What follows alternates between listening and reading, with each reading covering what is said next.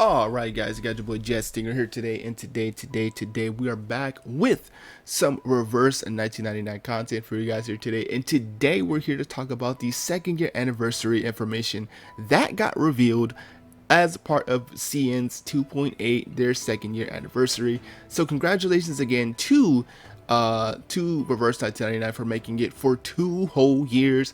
Now I know that may not seem like a big feat for other games, but again, any gacha game that could come out can realistically get shut down within a few months. We've seen this with a few games happen before. I've seen games get shut down even before they get launched. So I'm glad we finally were able to get to the 2-year mark, and I'm hoping that we do get more beautiful anniversaries like this for Reverse 1999. Also, we are getting yet another Matilda portray, so let's go. P2 Matilda, finally. Only 3 more years till we get that beautiful P5 Matilda.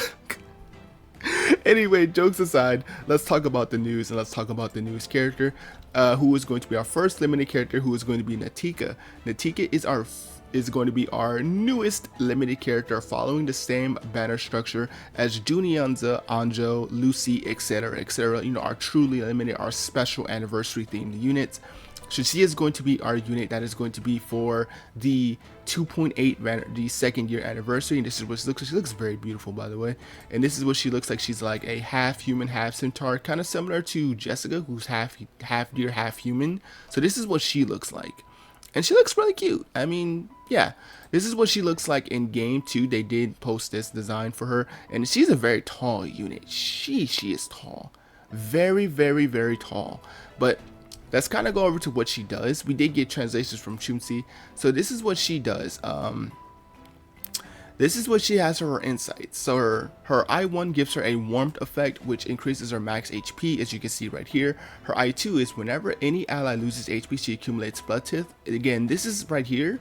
This is actually a new archetype. So this is like a new type of additional effect that's going to be centered around new units, which we will talk about how this works with a new character who's going to be getting a Euphoria specifically for this archetype. So there's that. When entering the battle, loses HP to increase their max range of blood tith. Effects that cause Nautika to lose HP will not lower her HP to a certain degree, and her own moxie will then turn into faith. When blood tith accumulates, faith will also increase, and when faith reaches a certain amount, ultimate is available to be casted. And that's really cool. That's really cool. She's not going to be the traditional Moxie unit where, of course, you have to get 5 actions or 5 ways to get to +5 Moxie, or whatever the cap limit would be for the particular unit in question. She's going to have to build up a set amount of blood tith to increase her faith. That's going to give her ability to cast ult. Now we have to see just how fast this is. If it's a little bit on the slow end, that might be a little bit of detriment for her, but we will see come later on when we get like full translations, we get full kit analysis, we get full everything. So we'll see then. I3. When in Mother Spirit's protection, after accumulating a certain amount of blood tith, cast Mother Spirit's mouth. Okay.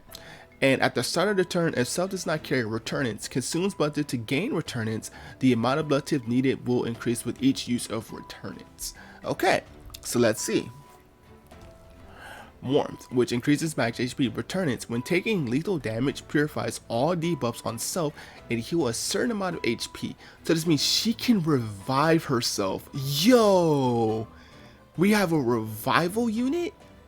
Yo, I mean, that's really good because she also loses HP, so I assume they wanted to give her some type of additional protection. I mean, with the units that we have already that lose HP, we do have ways to protect them. Like we have Babel, we have Kakania, we have technically Fatutu, if it's not too much of a detriment for them to lose HP. If her damage skills are not based on lost HP, but how much HP she has total. So Fatutu could potentially be really good here. So we have ways to keep units alive, but to have an extra layer of protection to revive yourself, pretty sick. All right. And then she has Mother Spirit's Mouth, which loses a set amount of HP and deals related damage to all enemies with a bonus scaling of her own max HP. This also counts as a follow-up attack. And Mother Spirit's Protection, after being attacked, she receives more warmth, which means more max HP, and increases the healing effects on self. And for each certain amount of HP lost on self, further increases healing effects. That's really good because that's gonna make healing for her a lot easier to maintain, with her having what seems to be a lot of increase in HP, because she's getting warmth as in stacks increase. So this isn't just one individual boost of max HP. It seems like to be individual stacks of HP. So there will be probably needed to be some type of extra needed effects to keep her HP high because of the stacks that you're going to be getting from warmth. This is going to be her skills. So this is going to be her skills in her human form. So human form, she does have a human. She does have the form that you saw in the art. That's her main form. But this is going to be a human form, which only does single target reality damage and all allies based on damage. It's nothing here. She doesn't even have an ultimate in this form. So this is probably going to be like probably a base form. Then when she loses a set amount of HP, then she probably goes into like the centaur form is what I suspect. So that's going to be that. But these are going to be the real skills right here. So S1 is called Lingering of Pain. She will lose a set amount of HP to deal reality damage to multiple enemies, with damage scaling up to her max HP, which she will receive more stacks of warmth, which again, as I said before, it looks like Nautika is going to have a lot of HP to have more healing needed. So there. And her S2 is a pretty unique S2 where you actually have the option to choose one of two skills. It's not just one standard skill, which is really, really cool. So Weaving in the Light, which is the first option, it's a self-conjure effect which makes her enter into Mother Spirit's protection and also decreases damage taken, and Sacrifice in the Crevice, which will make all allies lose a set amount of HP and that will gain Adversity 1. And afterwards, she will deal reality damage based on her own self-match HP to a single target enemy, and the more units in play, the higher this damage will be. So basically, if you have a full team of 4 and they all lose the HP because of the skill's going to do more damage as opposed to just her doing it by herself. That's basically what that means. So there's that. And Adversity 1 seems to be increases damage resist and increases damage dealt up. Okay. And for every certain amount of HP loss on self, further increases damage resist and damage dealt up. Again, more stronger buffs. And this is her ultimate. Her ultimate is called the Holy Joke. Again, apologize if I'm saying it wrong. It's a self-channeling effect that enters a Living Sacrifice. Living Sacrifice consumes Motive to convert into Living Sacrifice stacks. If there are Living Sacrifice stacks, releases 1,000 wounds. Otherwise, releases 1,000 springs. 1,000 wounds is a mass attack that deals random single target reality damage equal to the amount of Living Sacrifice stacks, then deals reality damage based on max HP to all allies. Finally recovers self max HP. That's interesting. I don't know if that's a typo. I mean, sacrifice technically means you would sacrifice your allies. I guess that does make sense, but if that's a typo, then okay, fine. But if it isn't, that's interesting. So it's an ult that hits us to hits everyone. Interesting. And then 1,000 springs, which is just a standard AoE attack that has extra damage scaling based off of her own max HP, and then she recovers her own HP. I'm not sure how I feel about that hitting allies, but yeah, that's interesting. So yeah, let's go back to talk about the next character, who's going to be Moldir, who is going to be the second character that's going to be coming out as part of the 2.8 anniversary. She is going to be a beast unit, and this is what she looks like. She looks very cute, by the way. But your fireplace is so warm. That's so wholesome. But she is so cute. Anyway, this is what she has here. This is what her insights are. Her insights called To Family. When any ally consumes Moxie, Moldir gains to War Preparation. At the start of the turn, depending on the stacks of War Preparation, trigger the following effects. When she has reached X amount of stacks, War Preparation gains mine of one's own, okay? When received Y stacks of War Preparation, all allies gain Tactical Deployment. And when received Z amount of stacks, this is probably just placeholder for amount of stacks that you need to get, by the way. But War Preparation, all allies gain Armory Renovation. Okay. Mine of one's own, immunity to disconsort. That's, Jesus Christ, that's actually insane. What? Immunity to disconsort? Yo, that's good. Tactical deployment increases damage done by ultimate, very good for ultimate scaling teams. And army renovation increases crit rate, and releasing ultimate, overflowing crit rate turns to critical damage. Okay, we have yet another unit. Okay, we have yet another unit that can give overflowing crit rate to critical damage. Now, I don't want to hype this up just yet. If it's a 1-to-1, oh, we're cooking. Lepera, you're gone. I'm joking by the way. But I still actually do want Lepera, by the way. But that's really good though. Basically, because she can give this to everyone. So everyone having crit rate overflows to critical damage, that's going to synergize super well. I don't know if she's a support or DPS, but we will see. We will see. But anyway, when entering battle increases attack. I3, when entering a battle, receive several stacks of war preparation. After riposting, increases self moxie. Okay. And this is her skills: destroy the past. Yikes, that sounds traumatic. Single target reality damage. After attacking, inflicts passion drain and gains continuous action 1. Yep, she's probably going to be a must-pull. Another continuous action unit? Flutter Page? Yo, Flutter Page is gonna, honestly, I mean, we already knew we were gonna get another one. We already knew, but I mean, still, Flutter Page, come on, man. So after being attacked, the attacker gains Moxie, and of course, AP +1. I always talk about how incredibly big this is for certain units. Yo, this might be sick for like Liang Yu, for example, if she's support. Let me see, self counter effect. Self gains war preparation. When under mines one own, gain attack and defend. Otherwise gain lightning strike. Okay, attack and defend. When any allies attack, or pause using Moldir's ultimate and removes this effect. Whoa. So an instant caster for ultimate without the Moxie needed. Oh. Oh. Lightning strike. After any allies attack, repulse using a rank 1 destroy the past and removes this effect.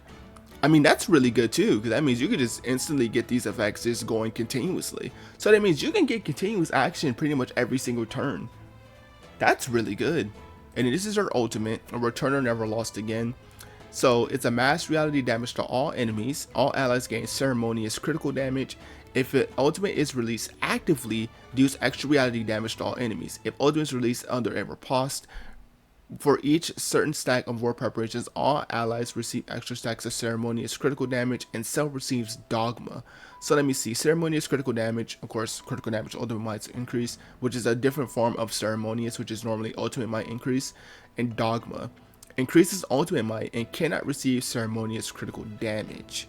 Okay, so it's just another alt might buff. It's just the same thing. Like I guess it's just, I mean, I don't know why that's a thing, but sure. It looks like she's going to be paired up with Millennia, for sure, for the effects of what she gives, and of course the increased ultimate damage and all that stuff. But from what she looks like, she looks to be, I would probably assume that she might just be support. She might be support. There's nothing that really leans into making me think she's going to be DPS. I mean, she might have like sub DPS potential, but if she's support, then that's going to be really, really good. Honestly, I think that's really, really, really good. So again, she looks to be pretty insane though. Another continuous action unit, being able to instantly ult with her riposte effect, pretty good. And of course, having the ability to give everyone critical rate overflow, which is, you know, one of the most in demand things for DPSs. That's why Lepera is such a great option. That's why, you know, units that naturally have their own kits really see a lot of success. So that's really, really cool. So we'll see what that's about. All right, next up, we're going to be getting Ulrich for free. We're getting a free copy of Ulrich as soon as you log in. Our boy is joining the fray as a free unit, very much similar to the first year anniversary where we got Symbolized for free, but Ulrich will be our free unit. He's going to be a intelligence character. We do have information on him. I think I have his stuff pulled up right here. So this is what his is going to be. So Ulrich, he has an insight called Primal Pulse. If receives electric amp when entering the battle, receives dynamo. So he's a dynamo character. Thank God, Ezra mains are finally cooking with that new dynamo field that he just got with his with this Euphoria. And we see if pulsating electric field is not active, activate pulsating electric field, same as Ezra. At the end of the turn, receives dynamo and funnels it into pulsating electric field. And at the end of the turn, releases peak voltage. Okay, peak voltage is a max reality damage to all enemies. To all enemies, Ulrich has encryption key, further deals extra reality damage. This attack also enjoys ultimate might increase. Oh, so he's an ultimate might DPS support. Well, I shouldn't say support, but DPS. Huh. Could be great with that new unit we just got, huh? That Moldir unit? Anyway, electric amp. When entering pulsating electric field level 3, Ulrich gains Moxie and structure analysis, frequency analysis, and supercomputer analysis, gains certain stacks of encryption key. When in pulsating field level 3, after entering structural analysis, frequency, or supercomputer analysis, immediately gains stacks of encryption key, and for each encryption key for supercomputer analysis increases reality damage. So him and Ezra probably are going to be a team together for sure, just because of the electric field effect.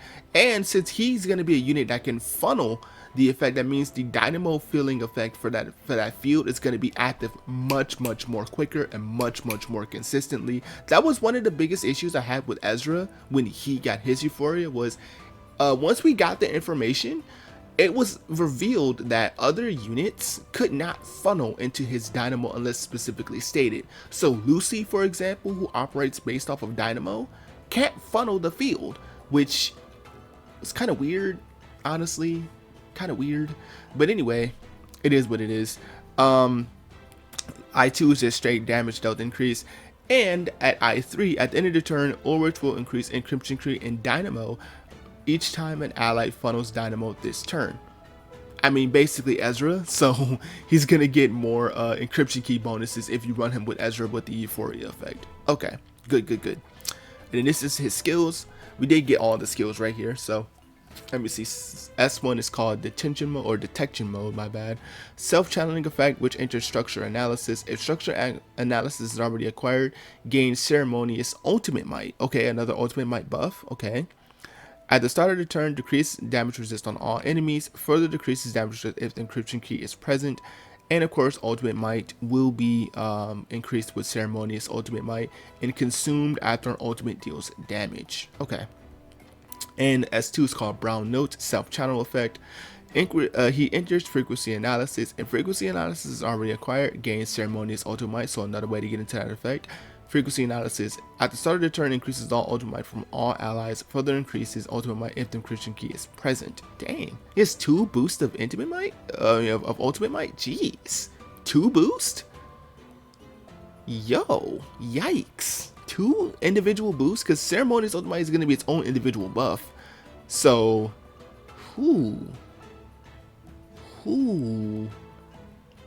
yo, that's insane. Anyway. Ultimate might is going to be the sum of infinite calculations. I like that name. Self-channeling effect enters supercomputer analysis, receives dynamo, and funnels into the pulsating electric field. Great. Supercomputer analysis, which will deal reality damage to all enemies, and this of course counts as a follow-up action, and it deals more damage if the encryption key is present. Again, very good. I do love the fact that he is going to be a secondary support for the dynamo field thing, the surging electric field. I'm just glad that that's finally a thing. Honestly, I'm glad that that's finally a thing, and it's not just tied to Ezra. So at least we're finally getting a secondary unit for free, mind you, that can also help benefit the field. So there is that. So that is what our boy looks like. So let's go and talk about the next set that we got. This is of course his full art right here. Glare from my head. I'm sorry, I had no idea. Yo. And this is going to be our new 5-star. He's going to be given away for free. It's called Buddy Fairchild. It's a squirrel. That's so funny. It's so funny because he's a squirrel. Yeah, it's a good unit. I think I have his stuff right here, this is his information. When all allies release ultimate, gains friendship badge. He has damage dealt increase, and at the start of the time, a certain amount of C, which I think is friendship badge, increases Moxie. Self ultimate does not Self ultimate does not cost AP, pretty cool. Friendship bat, which increases attack based on each stack, and all stacks are consumed when using ultimate, which increases ultimate damage. And these are his skills, which has self-reality damage, which gains friendship badge. His buff is gonna also gain friendship badge. If they're overflowing him out, he can gain him some extra moxie, which is interesting. And his ultimate is a mass reality damage to all enemies, which consumes all friendship badge to do extra damage. And when a certain amount of friendship badge is consumed, this attack will guarantee a crit. After attack, this will also increase damage dealt by all allies. So just a fun 5-star support for ultimate teams and just attack up. I mean, pretty cool. It's kind of funny that he's a squirrel. That's so funny. Look at him. He's so cute. Anyway, now we're going to be talking about the garments that we're going to be getting as part of the 2.8 anniversary. Next up is going to be Twin Sleep, which is going to be free. This looks really cool. I do love their design. This is a really cool looking ult. Next up is going to be Kiparina, already getting an ult. She just came out in 2.7, so she's already getting one, so that's really cool. Next up is going to be Ricoletta getting a advanced skin. This is what she looks like. She looks so cool, dude. Holy shit. And we're going to be getting, this is the full art for it. And Lucy is going to be getting a special unique as part of the 2.8 anniversary. She's going to be getting not one, but 2 of unique skins. So she's going to be getting 2 of these. So this is what the first one looks like. Really, really cool. And this is what this one looks. Oh my god, this one looks so freaking cool, dude. I am buying this immediately. She looks so cool with the design and everything behind her. Yo. Incredible. And then this is going to be the series garment, the card to O2 number 21. This is going to be one for Jessica, which looks really nice. I like it. I like it. This is going to be one for I believe this is for Ulrich, actually. And it's very nice he's getting one already with his head and the globe and everything. I really do love this design. So really, really cool. And then this is going to be another good look at the Ulrich design. So yeah, that's going to be what we're getting for garments. Another thing that they did mention in the anniversary is that we're going to be getting special free skins for this. So that's going to be really cool. We also are going to be getting a few other additional goodies, which is going to be talked about later on. But we did see right here that we are going to be getting the Euphorias for 2.8. We're going to be getting Jessica, who's getting a second Euphoria. Thank God, because the first one was not that good. And let's hopefully see what they're going to be doing with this one. So Jessica's going to be getting one. Semmelweis is getting one too. Hers is going to be changed into the new blood tip effect, which is going to be, you know, the effect with the exclusive unit. So the exclusively new unit, she's going to be getting that effect. So that is that. I believe Jessica's effect is going to be for poison. Thank God. Thank freaking God. Because remember, my biggest complaint with Jessica is that they tried to put her into Portray. They tried to put her into Petrify, and I don't know why they did that. Honestly, I felt like it was just like better for her to be more improved for poison, which was her main thing. So let's see what they cook up on that. Lucy's going to be for Dynamo, which probably I assume that probably means she's gonna be able to also funnel the field, because as I just mentioned earlier, Lucy can't funnel Ezra's field. So probably now that's going to be a thing. And Regulus seems to be impromptu support. So we're going to be getting another impromptu support for a Euphoria character. This is what, their third one? Jesus Christ. There's 3 characters that go for impromptu, because I think there's Voyager, there's Matilda, and now there's going to be Regulus. I don't know if Regulus will keep her continuous AP effect. If she's going to be impromptu support, which usually demands that most units be active, probably not. But maybe, I'm gonna hope on it. It might be good for them. It might be good. But yeah, let me see. We did get this here. This is gonna be a free selector, but this is gonna be a Portray selector only. So it's gonna be for whatever character that you have already. This is not gonna be for any character, period, which is a little unfortunate. It's just basically for dupes, and that's it, because that could be an opportunity to get someone to get something for free.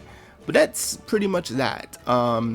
They did also reveal that They did also reveal that there will be a paid selector that will be for $30, which is going to be really cool. But there's a bunch of other packs that usually just comes with part of the anniversary. And I think one more thing I forgot to mention here is that the Assassin's Creed collab, I think I actually can pull it up. Give me just 1 second. All right, we're back. A little bit of a technical difficulty there, but anyway, looks like Assassin's Creed will be happening August 2025. This is actually confirmed for both versions of the game. So both Global and CN will be getting the Assassin's Creed collab at the exact same time. Now, my personal thoughts about the collab is I'm really hoping we get collab exclusive units. I see here the bottom three of these obviously being Assassin's Creed characters. I'm hoping that they're characters that we get in the game. Like Ezio will be kind of insane, but if we don't get, if it's just skins, then okay, I'm kind of used to it at this point. But yeah, they did confirm that that collab did come. It will be coming on the 20. It will be coming on August 2025.